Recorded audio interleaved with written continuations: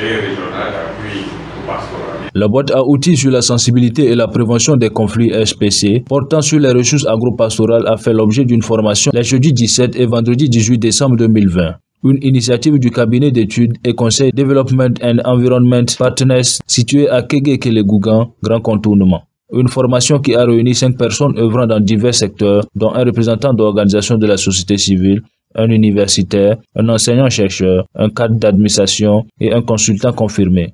Tous réunis pour un objectif commun qui n'est autre que de constituer un pool et un vivier de consultants formateurs capables d'être mobilisés pour le renforcement des capacités des acteurs dont la demande est sans cesse croissante. La formation que nous avons débutée aujourd'hui, qui couvrira 2 jours, est donc une formation des formateurs sur les outils de sensibilité et prévention des conflits, en abrégé SPC. L'objectif donc est d'outiller ce groupe restreint de personnes ressources par ailleurs déjà très qualifiées sur les aptitudes, les outils et les expériences qui ont été bâties au Sahel autour des outils SPC, donc sensibilité prévention des conflits, susceptibles de les aider à renforcer les organisations, les projets et les services décentralisés, déconcentrés sur la gestion des ressources agropastorales. Vous savez que la problématique des conflits qui opposent les acteurs autour des ressources agropastorales va croissant et il est de bon ton de trouver donc des ressources humaines qualifiées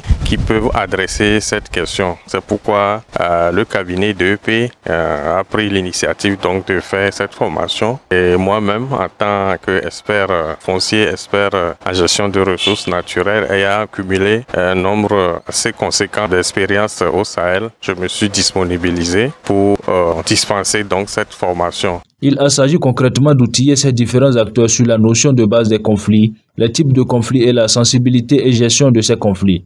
Il a aussi été question de les présenter le projet Pastoralism and Stability in the Sahel and Horn of Africa Project et les différents outils de SPC développés y afférents. Quelques outils d'analyse ont également été présentés, notamment le modèle d'analyse de la situation conflictuelle au forage Christine et son histoire d'intensité des conflits reconstitués par les populations au nord du Burkina Faso en décembre 2009 et la matrice des 4 R de l'ICRAF au Niger en 2007.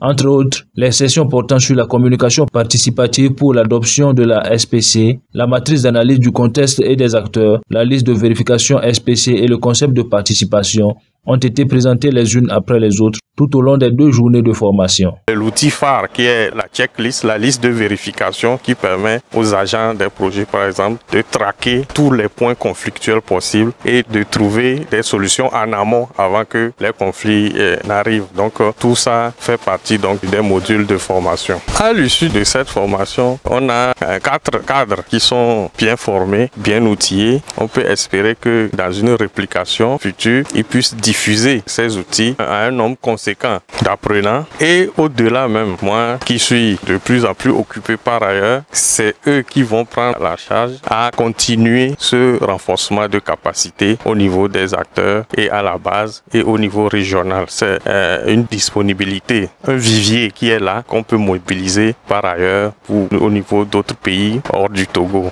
Pour finir, le facilitateur a attiré l'attention des participants sur la liste de vérification SPC pour la mise en œuvre sur le terrain de projets d'activité ou d'infrastructures destinés au secteur d'élevage en zone pastorale subsaharienne. Cette partie a été accompagnée d'exercices pratiques afin de mettre les participants dans le bon bain.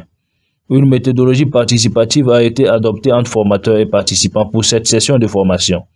Les activités des 2 jours de formation ont été organisées sous des présentations de modules à travers une vidéoprojection et de traitement en groupe d'exercices pratiques. Séance facilitée par le Dr Ali Nokofi Olulu Mazo, consultant vacataire en pastoralisme.